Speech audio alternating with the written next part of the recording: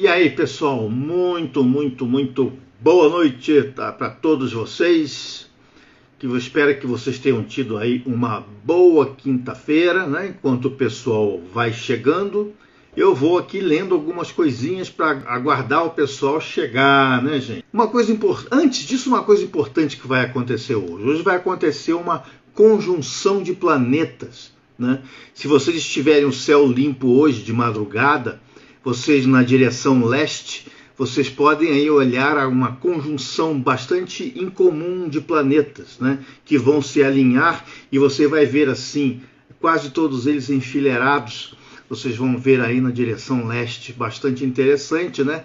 O meu telescópio aqui já está posto para essa conjunção, tá? Enquanto o pessoal vai chegando, eu vou lendo aqui o pensamento do dia, que hoje é uma fábula, né? Uma fábula de Jean de La Fontaine, e o lobo e a cegonha. Né? Em sua voracidade e avidez engasgou-se o lobo com o osso, sem poder gritar por socorro, e quase agonizante viu a morte certa. Como ali passava uma cegonha, o lobo aos gestos implorou por ajuda. Habilmente, a cegonha, com a ajuda do longo bico, inclinou a cabeça sobre a boca do engasgado e procedeu à operação. Sem dificuldade, extraiu o osso trespassado na goela do lobo. Tendo assim salvado o quase morto, a cegonha requereu pagamento pelo serviço que lhe prestara. O pagamento? Respondeu-lhe o lobo. De certo, estás de brincadeira. O que te custou socorrer-me, afinal? Não estás viva? A tua cabeça não saiu intacta por dentre os meus dentes? O que mais queres? Já tem nisso a tua paga. E cuida de fugir, ingrata.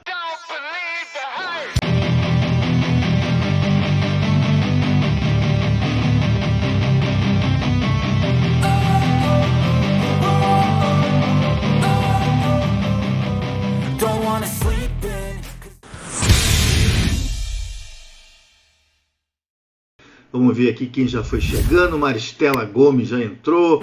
Atlântica FM, Marcelo, tudo bem? Daí Luiz Augusto Tossi entrou. Né? Boa noite aí, Atlântica FM, tudo bem com vocês? Espero que todos vocês estejam bem, não é isso? Tá? Então aí, começando a live, aguardando aí as perguntas de vocês, né? Tá, então agora eu vou tentar ver se eu começo as lives com uma fábulazinha dessa aí, curta, né? Porque aí dá tempo do pessoal vir chegando, né? E da gente aí começar a conversar, né? Camila Luiz Paulo entrou, valeu, muito boa noite. Tá, então, quinta-feira, véspera de feriado, né? Amanhã aí feriado. O pessoal deve estar na balada também, né? Aproveitando aí. Feriado, acho que é feriado aqui só aqui onde eu moro, hein? Acho que é só feriado aqui onde eu moro. Acho que é feriado municipal.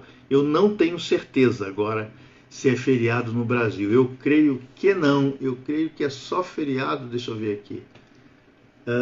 Não, é só feriado municipal, tá? Então amanhã não é feriado para algumas pessoas. Para mim é aqui na minha cidade, tá bom?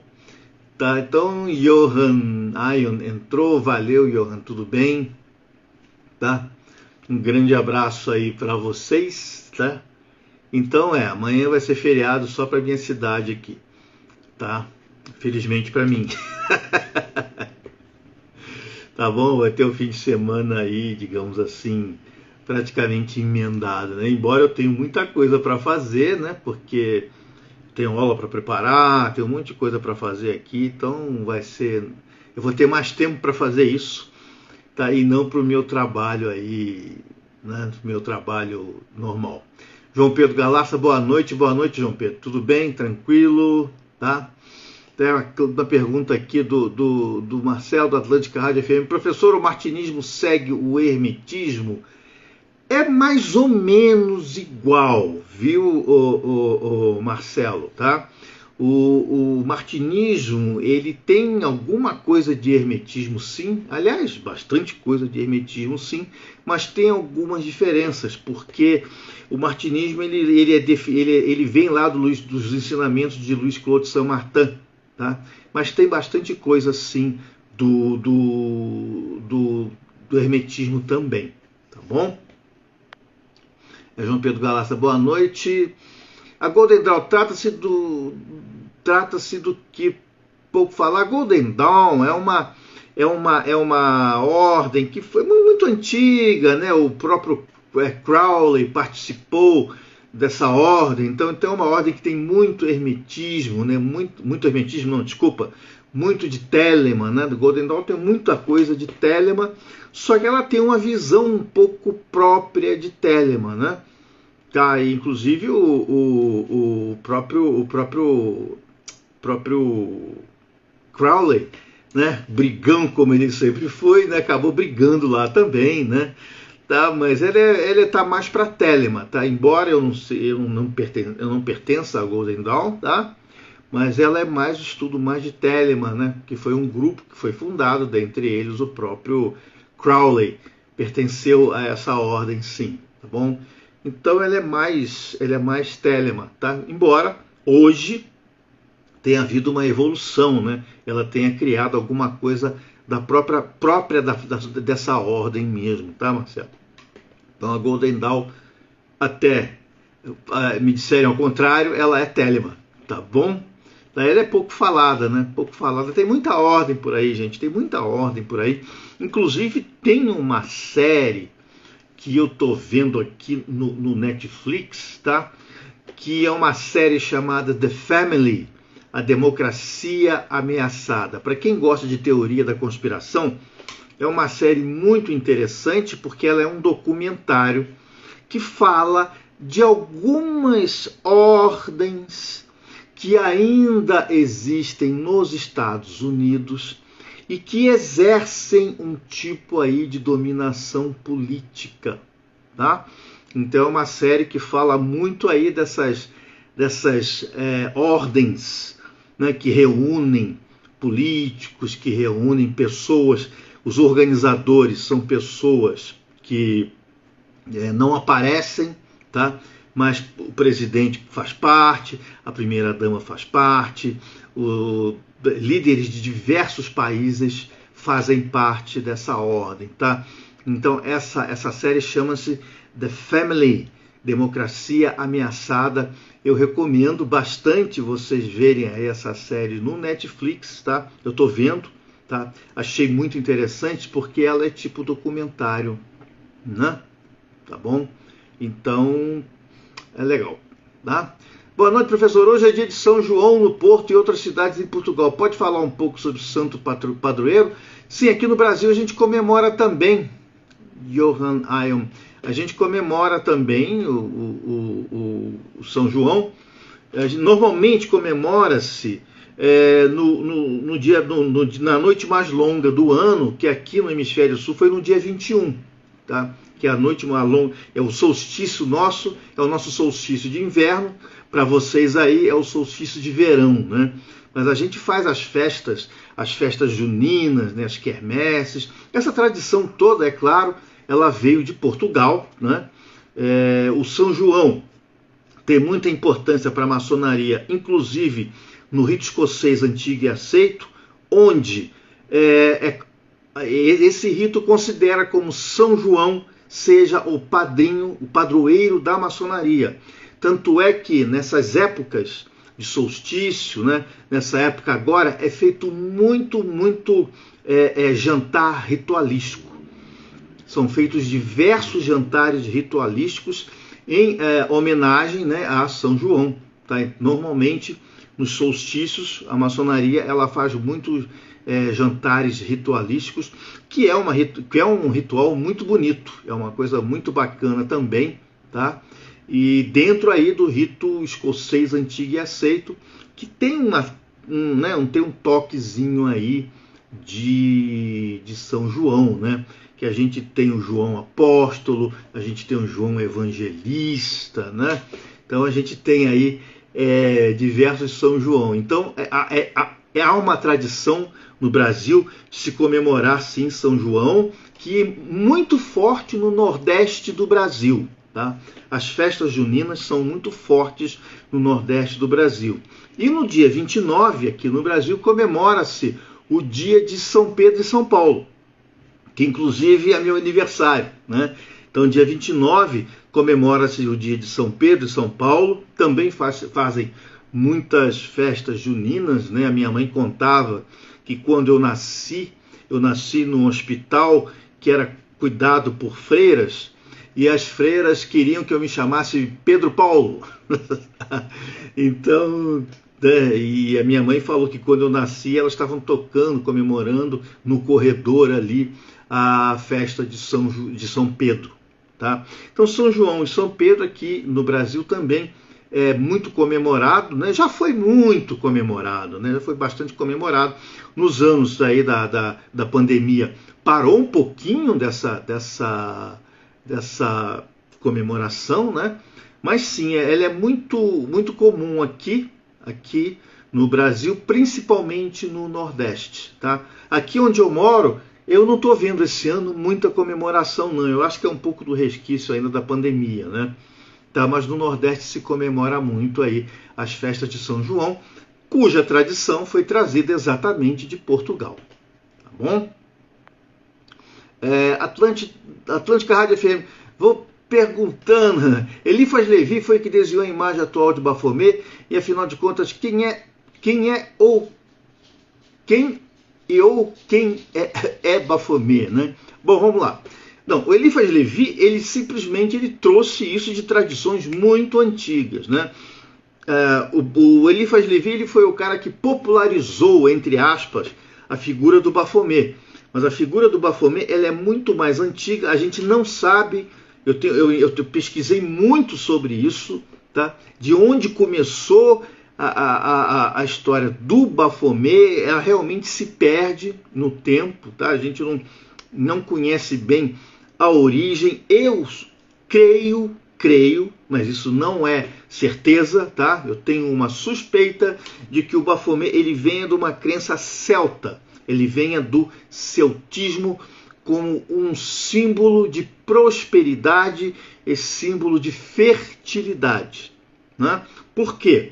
Porque você tem um bode, né? A gente sabe que o bode ele é um animal que sobrevive em qualquer ambiente, é um animal extremamente adaptável, ele come tudo que aparece pela frente, ele vive no alto de montanhas onde ninguém consegue viver, o bode consegue viver.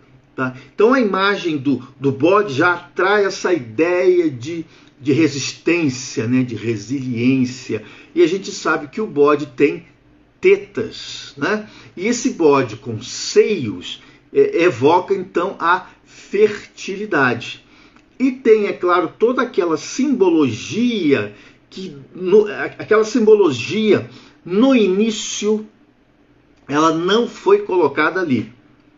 Muita coisa, até o próprio Elifas Levi colocou essa simbologia ali, mas que não tira, né, o significado do Baphomet.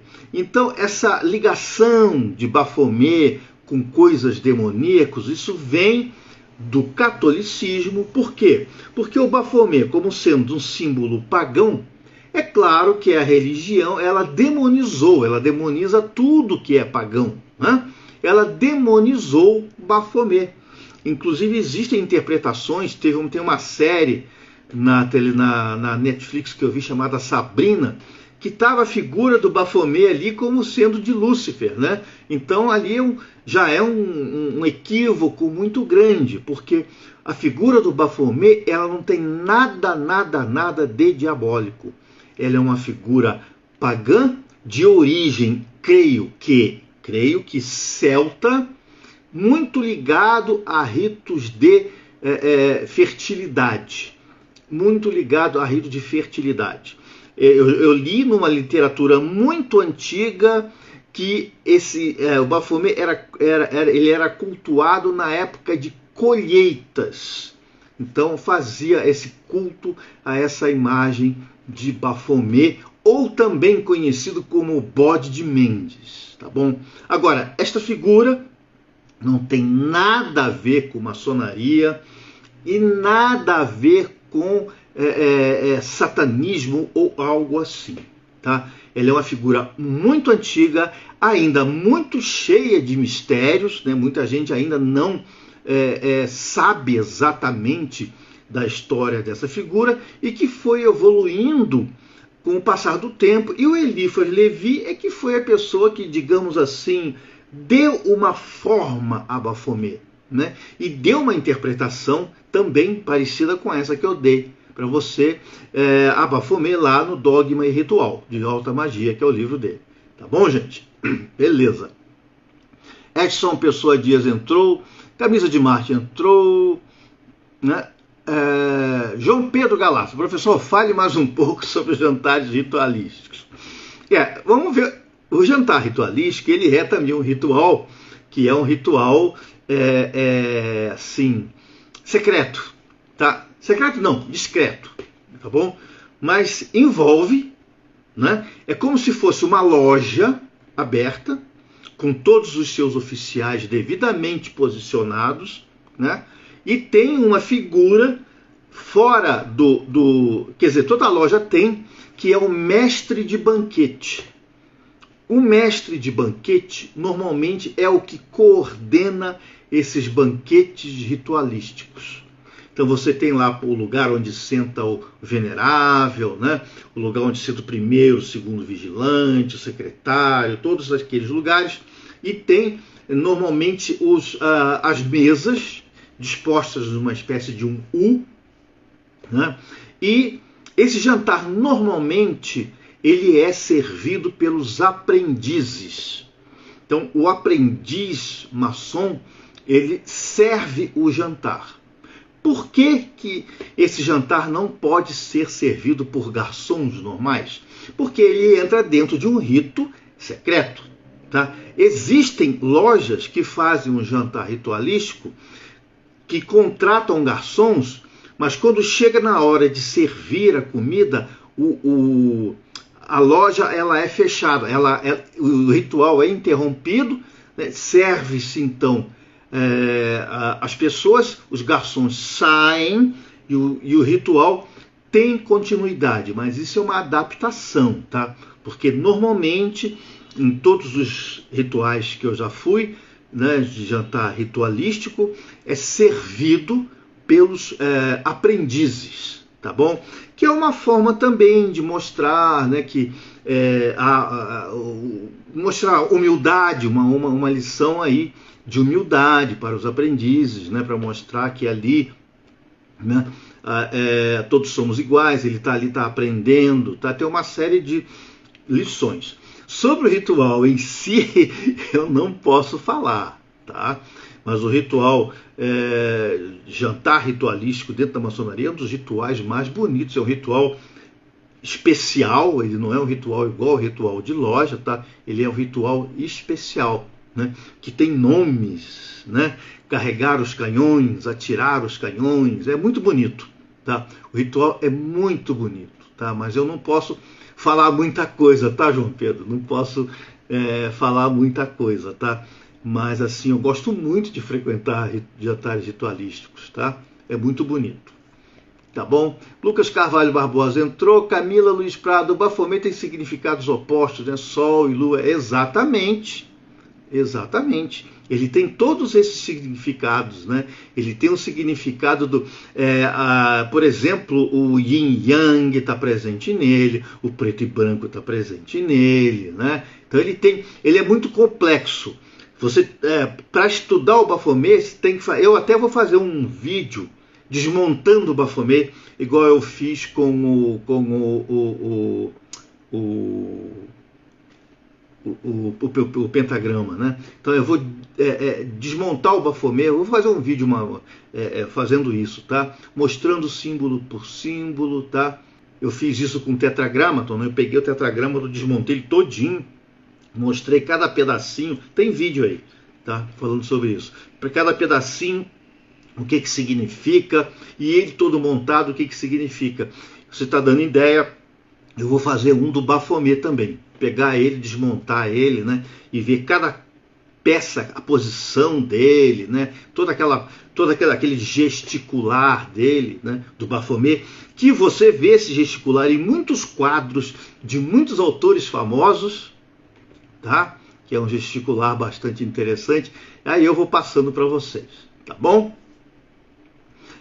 Camisa de marca. Boa noite, professor. Hoje no meu trabalho me doeu os ouvidos quando duas pessoas conversando, uma falou para a outra que o pessoal da maçonaria oferece pessoas como sacrifício. Fiquei dando risada sozinho. Pois é, gente, isso aí, até por própria culpa da maçonaria, por não esclarecer isso. Por quê? Porque eles têm medo de se esclarecer, falar coisas que ocorrem no rito. Não precisa falar, é só falar assim, gente, né? Não se faz isso, isso é crime. Isso é crime. No Brasil, em qualquer lugar do mundo, é crime. Você vai preso, você vai para cadeia, pode ser maçonaria, pode ser o diabo que for. Você não pode fazer isto. Isto é crime, isso é punido por lei.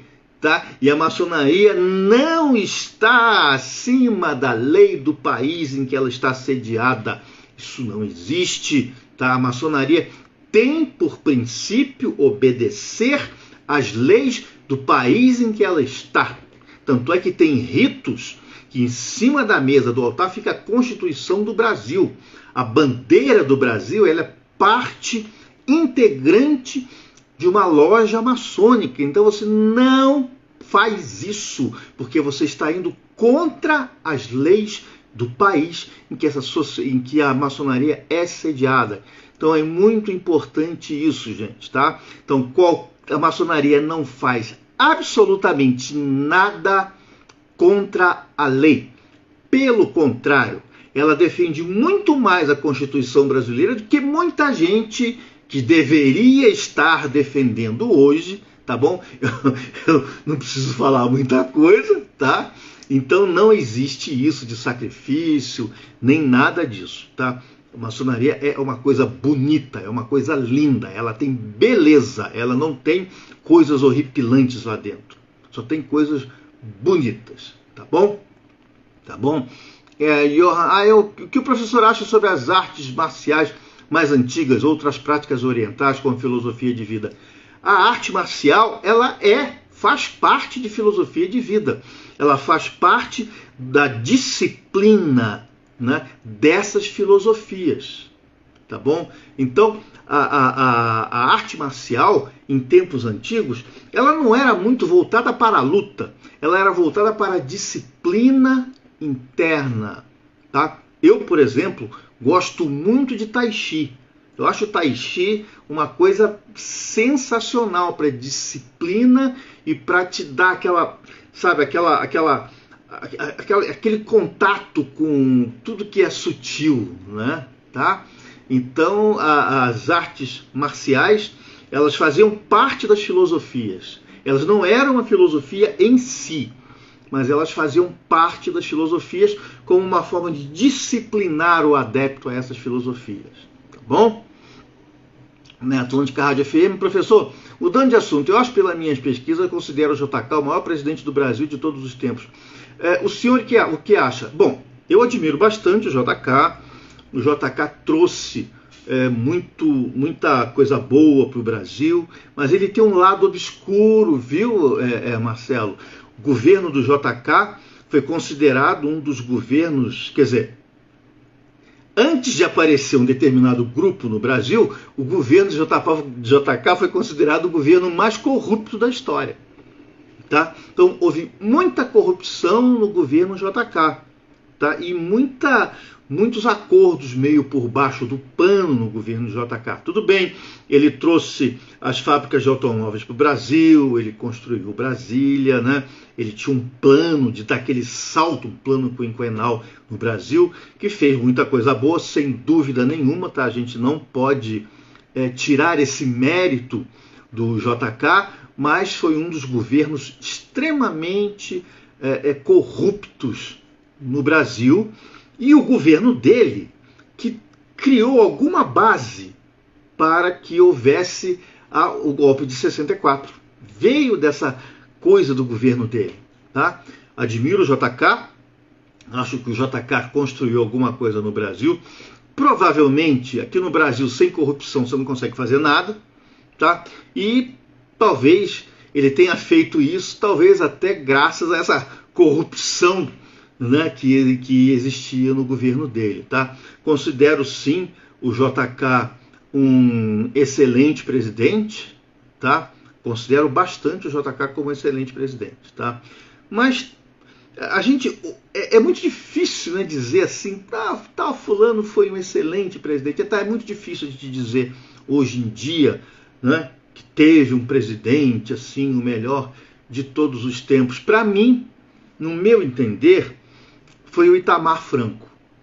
Porque o Itamar Franco, ele não era um cara corrupto. Ele era um cara extremamente correto. Ele só não estava preparado para ser presidente, que ele quis o Fusca de volta, fez uma série de coisas, porque ele foi aquele presidente tapa-buraco, né? Ele entrou no lugar do Collor, tá? Mas ele era um cara extremamente correto, tá? Então Itamar Franco, muito pouca gente fala do Itamar Franco, né? Mas o Itamar Franco, no meu entender, foi assim, extremamente correto como presidente, tá bom? Mas isso vai muito de opinião pessoal, tá bom, Marcel? Everton dos Santos entrou, valeu, boa noite, Everton, tudo bem? Martinho Corretor entrou. Everton dos Santos, professor, uma dúvida, se Deus é o criador de tudo, visível e invisível, Deus criou o bem e o mal, qual a sua opinião sobre isso? É exatamente isso. Tá? Tudo que existe no universo, segundo as teorias religiosas, sendo criação de Deus, o demônio foi criado por Deus, né? Então tudo foi criado por Deus. O bem e o mal foi criado por Deus. Eu acho que até as religiões aceitam isso, né? Até as religiões aceitam isso, que o bem e o mal foi criado por Deus, porque Deus criou o mal para nos testar o tempo inteiro. Então essa segundo a opinião das religiões, né? Tá? Então tem religião que achava que o diabo, por exemplo, ele era que governava o mundo, né? Porque eram os cátaros, por exemplo, tá? Que diziam que o demônio é que governava o mundo, por isso que o mundo é tão cheio de provas assim, tá? E assim, o demônio não é o antagonista de Deus, porque Deus criou o próprio demônio, né? O próprio Lúcifer, ele era filho de Deus, né? Ele era diretamente filho de Deus. Ele era um anjo, né? Filho de Deus, que caiu, mas ele era filho de Deus, tá? Então a gente fala assim, mas isso aqui é de Deus, isso aqui é do diabo. Não, o diabo também é de Deus, né? Eu falo isso com muito religioso, gente, o pessoal fica bravo comigo, tá? Porque não tem lógica, não tem lógica. Se Deus criou tudo, de onde é que surgiu o diabo? De Deus, porque Deus criou tudo, né? Essa é a lógica que existe.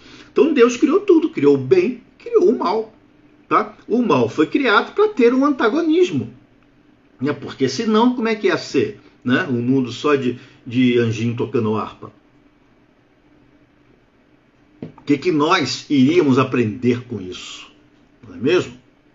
Tá? Então, realmente eu acho isso, tá? Eu acho realmente foi o próprio Criador, né, que criou tudo que existe, inclusive as coisas boas e as coisas ruins. Tá bom? Eliane Libiju entrou, boa noite, Eliane. Boa noite, querida, tudo bem? Alexandro Florencio entrou, valeu, Alexandro. Então, gente, é muito importante que a gente veja isso, né? Quer dizer, muita gente fala, isso é de Deus e isso é do diabo? Não, gente, não. Tudo é de Deus, né? Tudo é do Criador, tudo é dessa entidade, né?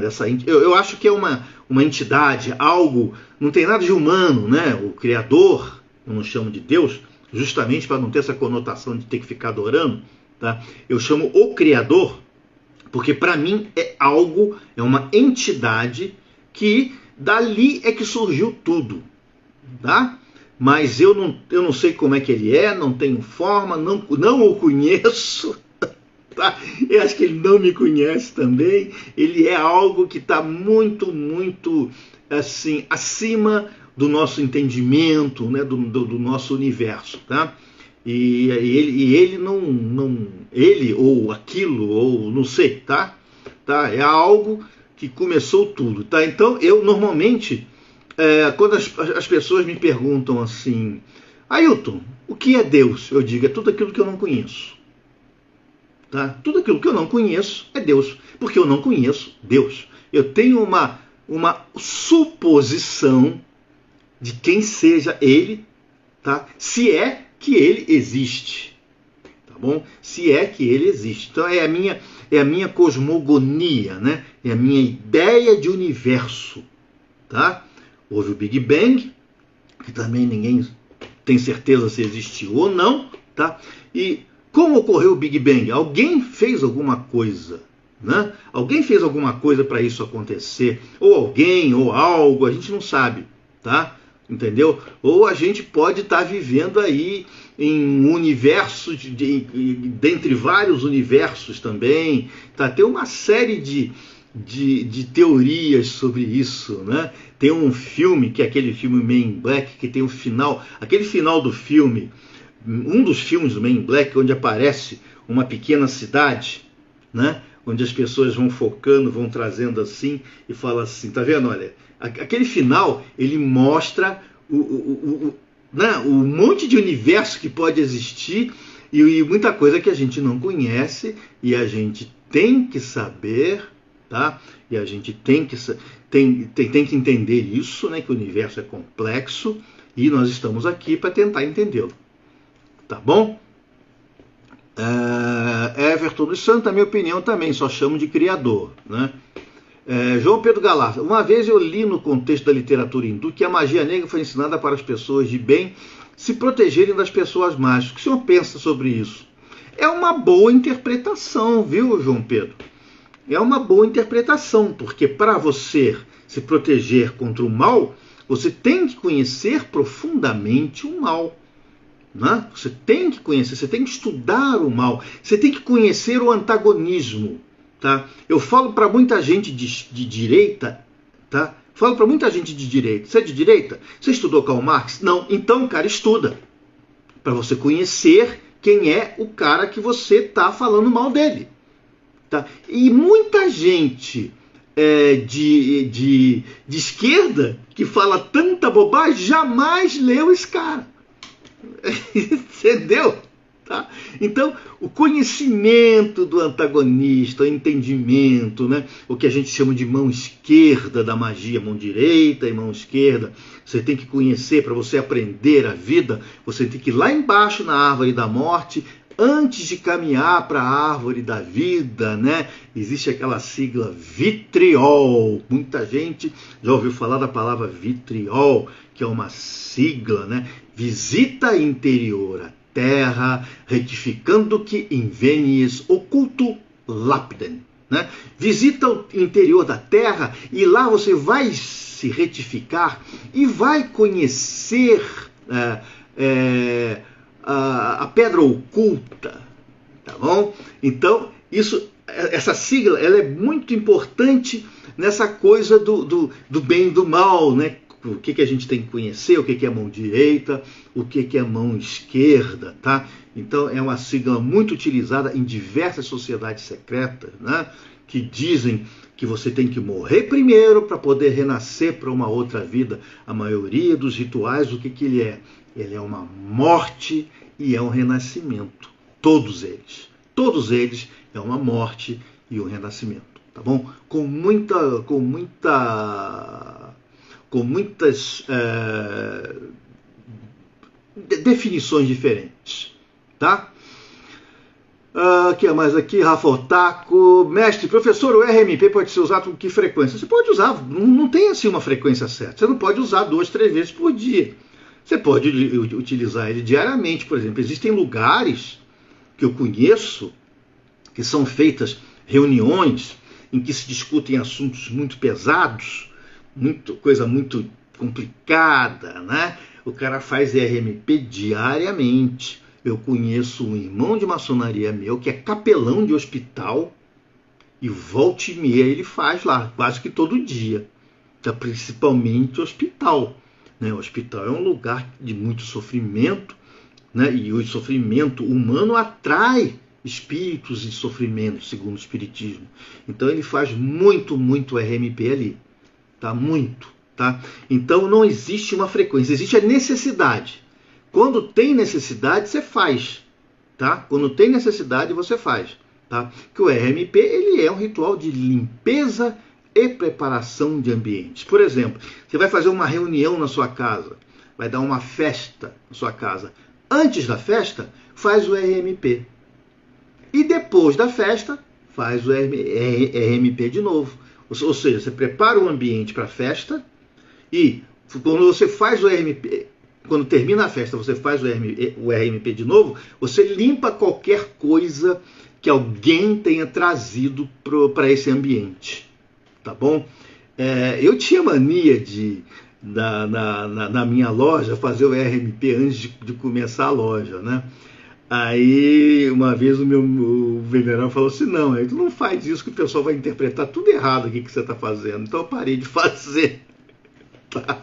Mas assim, eu fazia, tá? Para trazer harmonia, né, para o ritual, para que tudo ocorresse direitinho, funcionasse bem. Eu fazia muito RMP, né? Agora eu já faço um pouco menos, tá? Porque hoje eu estou mais recluso, estou mais em casa. Então eu faço aqui em casa de vez em quando para dar uma limpadinha, tá bom?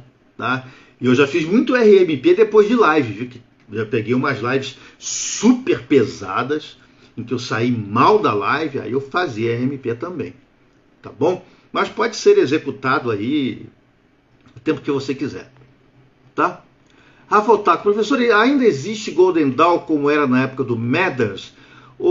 Rafa, eu não sei te dizer, porque eu não frequento Golden Dawn, tá? Eu leio, o que eu sei de Golden Dawn é através de literatura, né? Eu nunca participei da Golden Dawn, nunca pertenci a Golden Dawn, então eu não sei te dar direito a essa informação, tá? Provavelmente não. Por que não? Porque tudo evolui. Os rituais evoluem, tudo muda, né? Com o tempo as coisas vão mudando. Então, provavelmente, é muito provável que já não haja tanta coisa como na época do Mathers, por exemplo. Tá bom? Então, eu acho que realmente tenha havido alguma mudança, mas isso é achismo meu, tá? Por quê? Porque eu não frequentei a Golden Dawn, tá bom? Rafa Otaku, professor, o senhor tem curso de cabala? Tenho. E de hebraico? Tenho, tá? Embora eu não tenha praticado muito hebraico ultimamente, eu realmente estou muito enferrujado no meu hebraico. Eu tenho que praticar mais, eu esqueço palavras às vezes, né? Mas eu consigo ler bastante. O hebraico, o mais difícil não é o falar. O mais difícil do hebraico é ler, tá? Porque o hebraico não tem vogal, as letras são escritas da direita para a esquerda, tá? Você supostamente põe vogal nas palavras, porque não tem vogal. O vogal correto, gramaticalmente correto, ele tem vogal, que são pontinhos em cima e embaixo das letras. Mas no dia a dia, se você for a Israel e aprender o hebraico com vogal, você vai chegar em Israel, você não vai conseguir ler nada, porque eles não usam lá, tá? Por questão de prática. Então, por exemplo, é muito difícil você separar sílabas em hebraico, porque as sílabas, uma consoante e uma vogal, normalmente elas são subentendidas. Em algumas palavras existe a vogal, em outras não. E o hebraico ainda tem a vogal esticada, que é o A, E, I, O, U, que é a vogal esticada, tá? Então, sim, eu tenho curso de hebraico, tá? Usei bastante o meu hebraico quando estava em Israel, tá? Ficou quase fluente, tá bom? Não chegou a ser fluente, mas eu me comunicava bem, quebrava o galho, sabe? Me virava de boa em hebraico, tá bom? Porque o hebraico ele tem muita coisa para gente que nós fomos alfabetizados em caracteres latinos.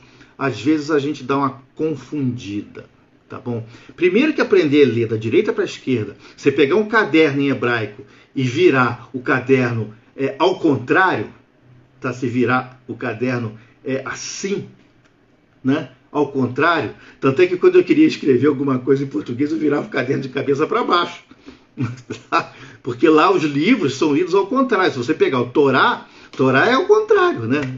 O Humash Torá, né? Que é o livro, né? O Torá, o Sefer Torá é rolo, tá? Mas o Humash Torá é livro, né? Então você lê ele ao contrário, né? Então tem muita coisa assim que o computador, você digitando o computador em hebraico, né? Você vê o cursor andando assim, não ao contrário, tá? Então tem muita coisa. Por quê? Eu poderia deixar de estudar o hebraico? Poderia. Mas se eu não estudasse o hebraico, eu não iria entender a Cabala. Porque a Cabala é extremamente baseada em hebraico, tá?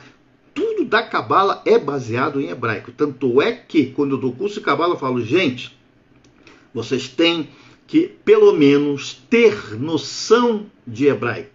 Não precisa falar, mas tenha a noção do hebraico.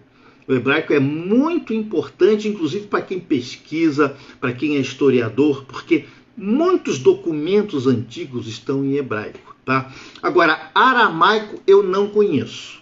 Embora seja muito perto, muito próximo do hebraico, tem muita diferença, eu não conheço o aramaico. Mas o hebraico sim, o hebraico eu convivi muito tempo com o hebraico. Até você está me chamando a atenção aqui, eu tenho que dar mais uma olhada em hebraico, no estudo de hebraico, para não se perder, né?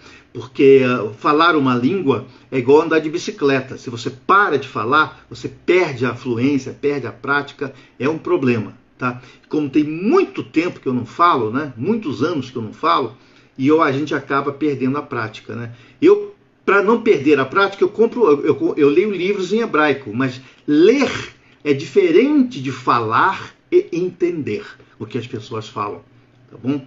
Então tem, né? Tanto é que quando a gente pergunta, você fala inglês? Fala. Você entende inglês? Você lê inglês? Porque são três coisas completamente diferentes. Você pode manjar muito de inglês, mas quando o cara fala com você, você não entende direito.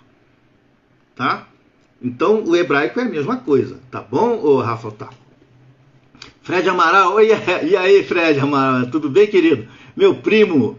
Rafa Otaku, eu estou no estudo dos rituais de banimento, com o início do estudo da Salomônica. Acontece que, por estar estudando, eu estava fazendo RMP e RMH.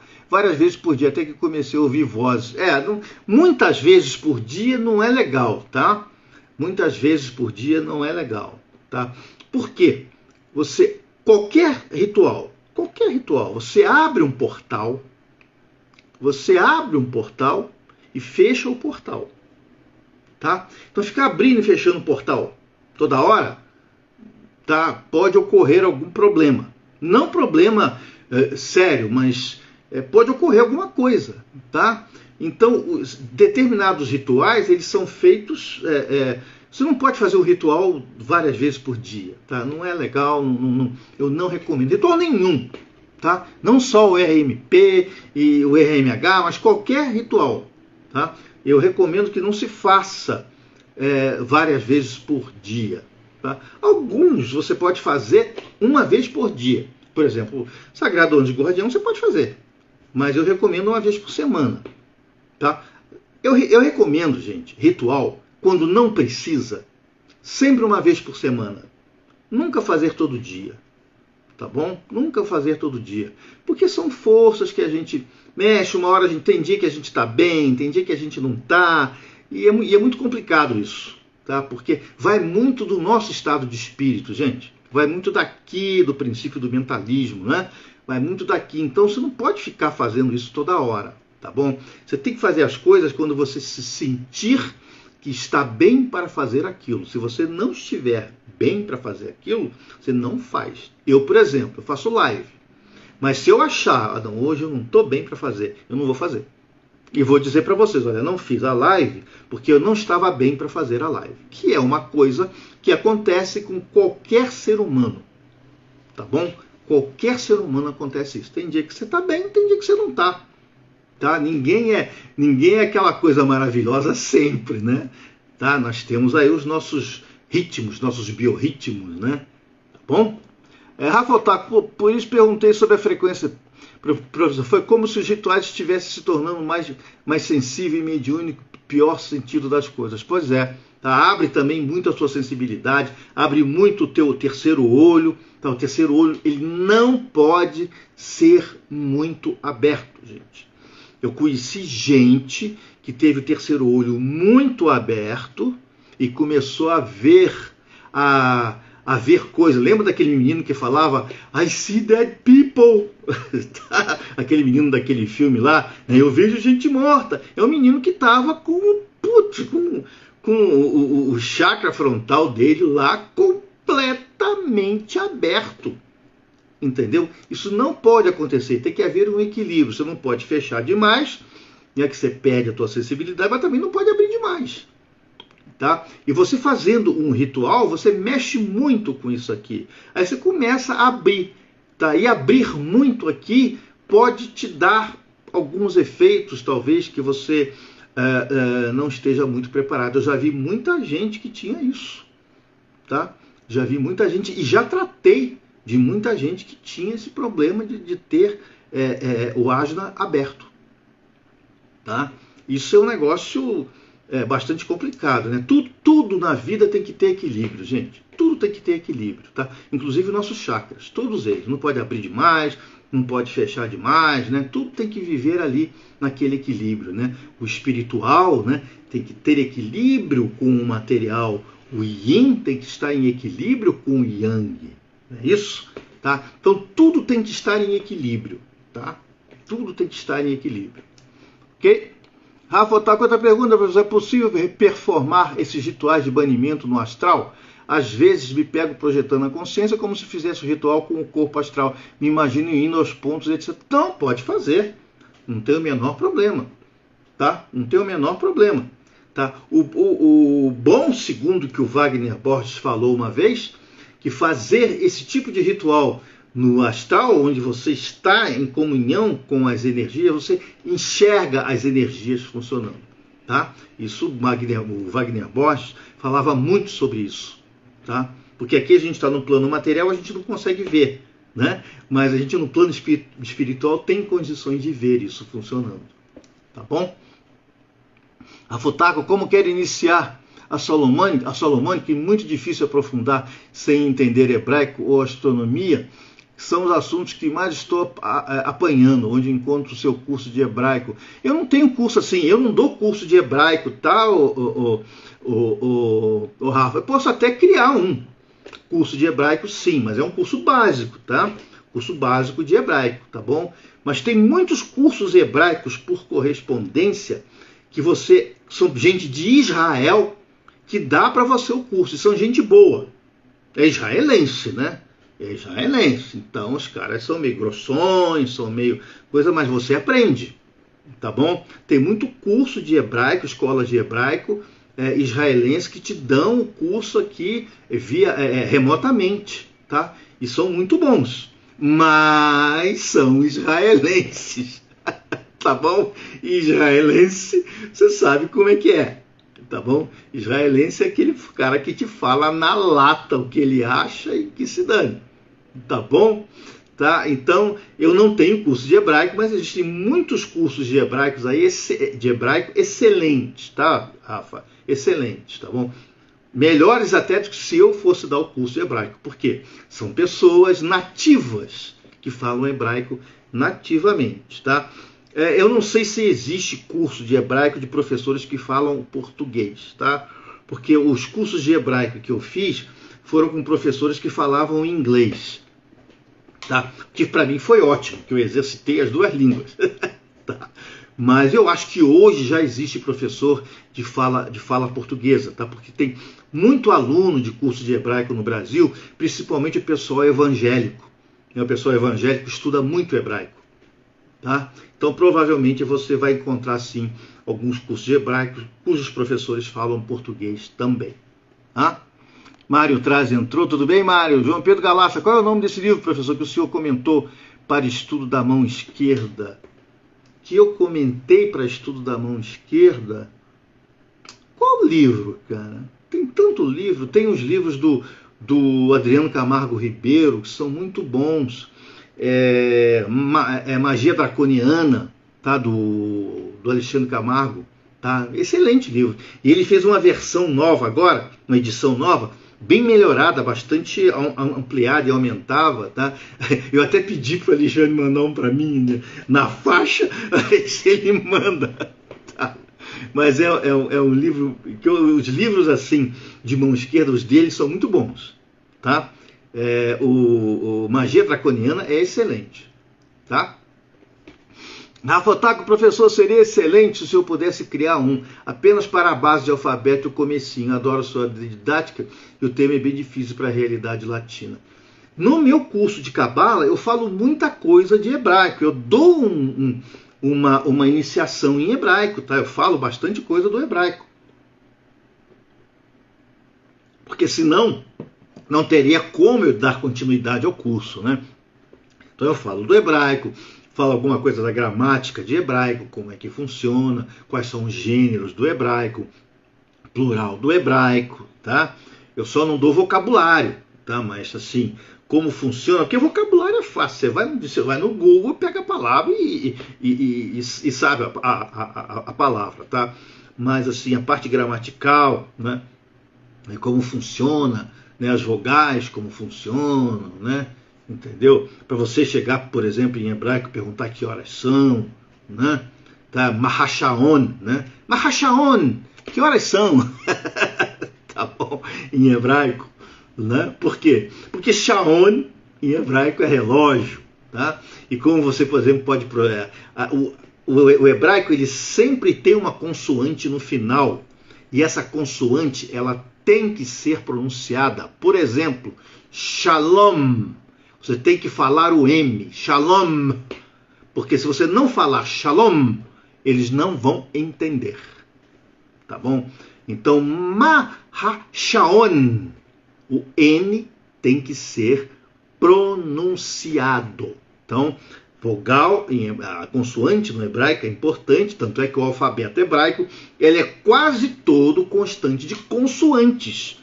Você raramente tem uma vogal. Você tem o Aleph, mas o Aleph está mais para H do que outra coisa. Você tem o Ain também, que em certas partes ele vira A, em certas coisas ele vira H. Você tem o Yod, que não é I, é um J, né? Tá? O Yod ele tem um som mais para J, né? Porque Jesus, Yesu, começava com Yod, tá bom? Yusef começa com Yod, tá bom? Então, as consoantes em hebraico tem algumas coisas que parecem vogal, mas não é, tá bom? Tem muita coisa que parece vogal, mas não é, tá bom? Bom, aí se eu for falar de hebraico aqui, vai ser a live inteira falando de hebraico, mas é uma língua, gente, interessante. Por quê?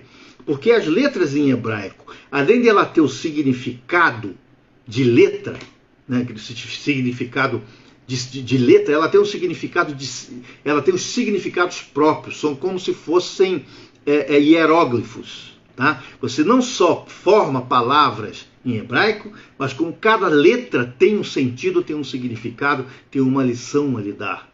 Cada letra tem um valor numérico, e esse valor numérico também ele mede a energia de cada letra, tá? Então, o alfabeto hebraico, além dele ter aquele significado linguístico que ele deveria ter, ele tem um significado filosófico tremendo, gente, tá bom? Muito grande, tá bom?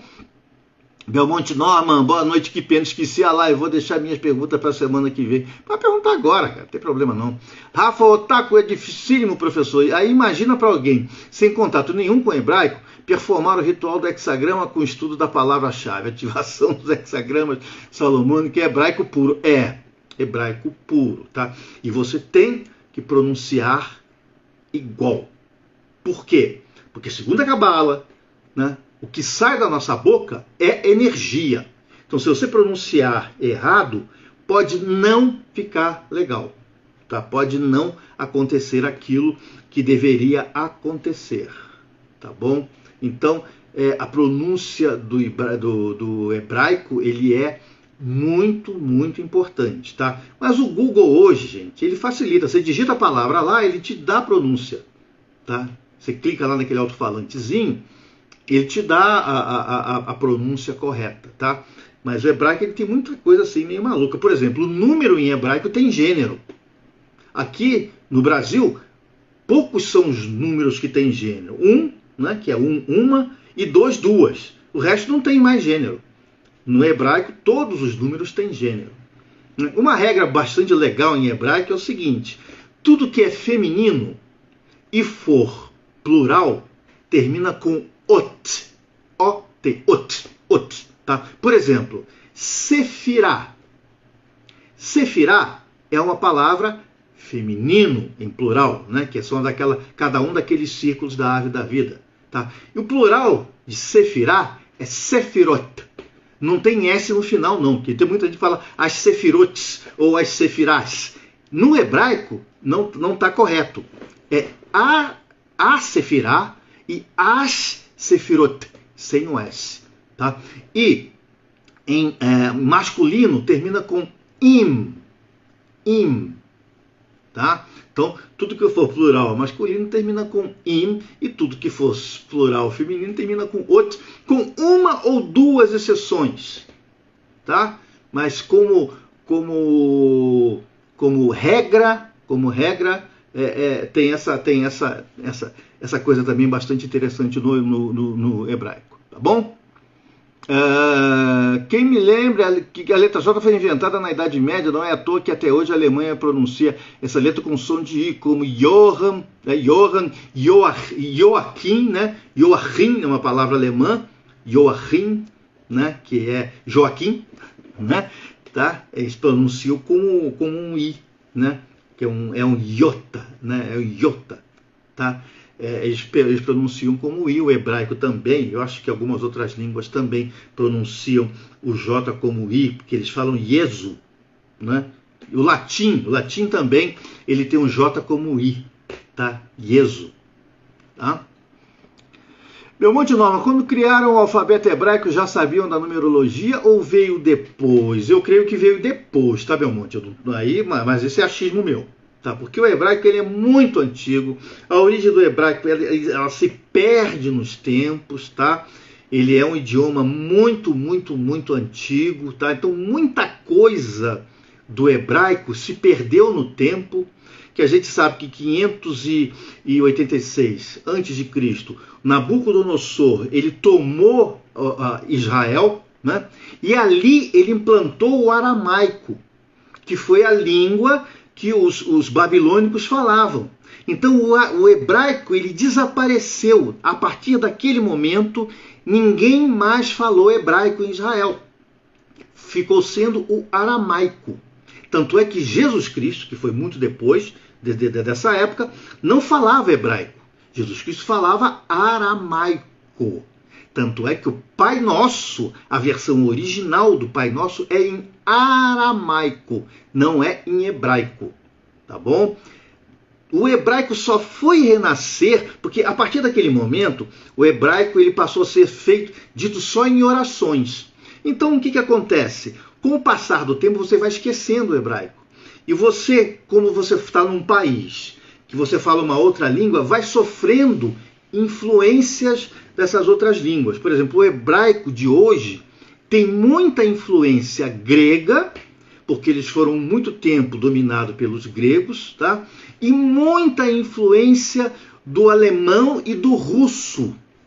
Tá? Por quê? Porque a maioria dos judeus da diáspora, eles moraram ali pelo norte da Europa. Tem até a história do Império Khazar, que vai ser um vídeo que eu vou colocar talvez amanhã ou depois, tá? Que diz que é um império todo dos judeus askenazitas, né? Que falavam o hebraico, né? E falavam no dia a dia, eles falavam o Yiddish, tá? O Yiddish, que é um alemão meio...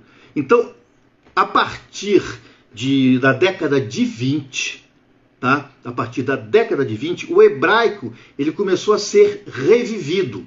Ou seja, começaram a pesquisar aquele hebraico lá do início e reviveram muita coisa do hebraico.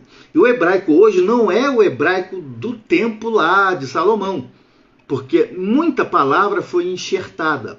Por exemplo, televisão, né? Televisão não existe em hebraico. Então, de onde é que se tirou a palavra televisão do hebraico? Do russo. Então, televisão em hebraico é televísia. Por quê? Porque tirou-se do russo. Tá? Então, muitas palavras, né? Carro, até a palavra bagunça, né? Em hebraico, que é balagan, né? Balagan veio do russo, é uma palavra russa. Tá? Então, o hebraico ele sofreu assim, diversas influências, né? Embora fosse feito o reviver do hebraico, mas a gente sabe que a língua, gente, ela é uma coisa, ela não é parada, ela muda, né? Ela tá sempre, ela é uma coisa viva, ela está sempre em mutação, né? E o hebraico, ele também sofreu esse tipo de mutação, tá bom? O hebraico, ele não é mais aquele hebraico lá do início dos tempos, tá? Ele já é alguma coisa um pouco diferente, tá? Tá bom? Então, provavelmente, né, respondendo a pergunta do Belmonte, a numerologia veio depois, tá? Rafa Otaku, sim, professor, imagina acertar a pronúncia Yod He Vav He, né? Yavé, né? Yavé, Yod He Vav He, tá? O H, né? Esse H, né? Ele vem lá do fundo da garganta, tá? É Re, e não é Re nem Re, é Re, tá? Então, quando você for pronunciar o Re, ele tem que ser gutural, que o hebraico, assim como o árabe, são línguas guturais, como o alemão também. O alemão também é uma língua gutural, ela vem lá do fundão da garganta, tá? Levei uma semana para conhecer falar Vegeburar. Vegeburar, tá? Sempre pronunciando a última consoante, tá bom? Tá? Fora quem tem que entender o significado, senão fica vazio. Pois é, tá? Então, realmente, o hebraico ele tem as suas características, o que torna, para mim, eu gosto do hebraico. Eu acho o hebraico uma linguagem muito linda, muito rica, tá? Eu gosto muito do hebraico, tá? E alguma coisa do nosso português, ele foi influenciado também pelo hebraico, tá? Muito pouca coisa, mas também o nosso português ele foi influenciado em alguma coisa do hebraico, tá bom? Assim como o grego, assim como o romano, né? Que influenciou o latim, né? O latim romano, ele influenciou muito o português, tá? Rafa Otaku, por favor, professor, se o senhor conseguir em algum momento montar esse curso básico de hebraico, seria o primeiro a comprar 5 minutos de aula sua, já aprendi mais do que lendo 15 dias. Que isso, cara? Tá? O hebraico é muito complexo, precisa de muita prática, né? Muita prática, muita. O hebraico você tem que, como é uma língua completamente diferente, você tem que ser realfabetizado, tá? Entender cada letra, como se pronuncia, que às vezes em uma palavra você pode pronunciar uma letra de um jeito e outra você pronuncia de outra. A letra Vav. A letra Vav, ela às vezes é pronunciada como V e às vezes ela é pronunciada como U. Também tem isso, tá? Também tem isso, entendeu? Então, coisas do hebraico, tá bom? Belmonte Norma, o plural do hebraico lembrou um pouco o inglês, tipo pé que é foot e pés que é fit. Mas no inglês não tem essa regra, né? Tudo terminar com a mesma palavra, tudo terminar com as mesmas duas letras, tá? No hebraico a regra é mais forte, né? Tem mulher, por exemplo, homem, já não entra nessa regra, mas algumas outras palavras não, mas são poucas, tá? Belmonte não, o senhor tem estudado de novo, o que o senhor tem estudado de novo no ocultismo tem sido na neurociência? Não, Belmonte, eu vario muito a minha literatura. Eu saio da neurociência, eu vou para o ocultismo, saio do ocultismo, vou para a história, saio da história, leio um livro de ficção científica. Eu sou muito assim, eu vario muito, que é para o assunto não cansar. Porque se eu começar a ficar lendo muita coisa do mesmo assunto, meu temperamento é assim, eu me canso. Rotina para mim é um negócio que me deixa louco, tá bom? Me deixa muito. Então eu não gosto. Então eu vario muito, tá? Vario muito aí a minha leitura. E alguns livros de ocultismo eu releio, tá? Eu releio, tá?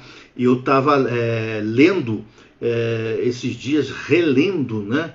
O Sefer Habair, o Bahir, né? Eu estava relendo ele novamente, tá? Porque tem uns conceitos bastante legais, bastante profundos ali, tá? Mas é assim, tá? Eu vario muito, tá? Vario muito, tá? Hoje eu tô lendo um livro que fala da magia celta, tá? Hoje eu tô um pouco, sabe, assim, eu leio, por isso que tem muita coisa, gente, que às vezes na minha cabeça eu não lembro da palavra, se confunde muito, porque eu não tenho uma regra, sabe? Eu saio lendo o que eu... Para que a leitura se torne um prazer, eu leio aquilo que eu gosto de ler na hora. Porque se você começa a ler por obrigação, não fica tão legal, tá? Então hoje eu estou a fim de ler o quê? Eu estou a fim de ler o Isaac Asimov. Eu vou lá e leio o Isaac Asimov, tá bom? Eu sou mais ou menos, digamos assim, meio maluco mesmo, tá bom? Tá? Mas neurociência é uma coisa interessante, porque a neurociência explica o ocultismo. Isso é muito importante. A neurociência explica o ocultismo. Então, qualquer pessoa que estuda ocultismo, lendo livros de neurociência, não precisa ser livros extremamente complexos. Lê livros tem muito livro para iniciante em neurociência, com uma linguagem legal que dá para você entender.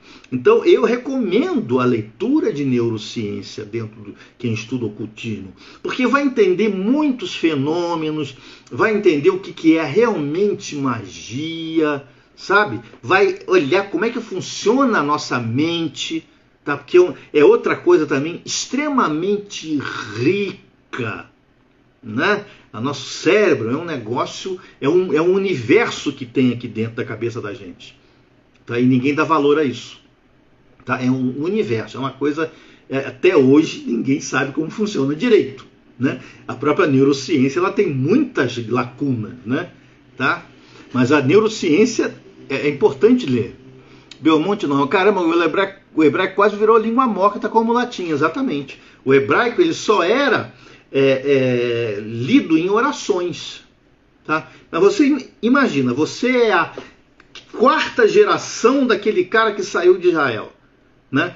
O cara já foi esquecendo do hebraico com o tempo, foi vivendo em um país que a língua normal do país não era o hebraico, você acaba sem querer, né, sofrendo influência, não tem jeito. Você sofre influência, né? A última vez que eu fiquei na Irlanda, eu fiquei 4 meses na Irlanda, tá? Eu já não estava lembrando algumas palavras em português. Eu não estava conseguindo falar, né? A língua é um negócio que se você não pratica, você esquece. Mesmo o português, que é a língua da tua língua de nascimento, que você viveu a vida inteira falando, mas quando você está num meio em que não tem português, você acaba esquecendo. Tá? Você acaba esquecendo. Você lembra da palavra em inglês, mas não lembra em português. Tá? Agora você imagina um cara que ele aprende o hebraico, mas fica o dia inteiro falando outra língua. Na hora que ele vai rezar, ele dá aquela engasgada e coloca lá o que ele sabe para continuar rezando. Tá bom? É mais ou menos isso aqui dentro do hebraico. Tá? Dentro do hebraico. Tá bom, gente? Eduardo Pavanati entrou. Carol Lacan entrou. Marcelo Tarifa entrou. Marcelo Tarifa, boa tarde, chegando agora. É isso aí, cara. Seja muito, muito bem-vindo. Tá? Se bem que o tempo já é 9 horas. Gente, como é que passou rápido? Eu estou pensando que são 8h10. São 9 horas. Passou rápido, gente. Nossa Senhora. Mas sabe por quê? Live quando tem bastante pergunta e que tem pergunta boa, a gente nem vê o tempo passar. Não é isso? Tá? Belmonte, não, estudar Cabala é mais punk do que eu pensava. Tem que aprender outra língua e outro alfabeto para entender. Sim. Em uma vida inteira, isso os próprios grandes cabalistas falam. Em uma vida, você não consegue entender tudo que existe na Cabala. Em uma vida você não consegue. A Cabala não é estudo para uma vida, é estudo para várias vidas, porque tem muitas nuances. É por isso que quando você vai conversar com alguém sobre Cabala, muita gente pega um pedaço da Cabala e se especializa, né? Um pega a Gemátria, né? O outro pega a Cabala que estuda ritualística, outro pega a Cabala que estuda filosofia, outro pega só a árvore da vida para estudar, entendeu? Então é um negócio, o estudo da Cabala ele é complexo, tá? Assim como o estudo do Talmud.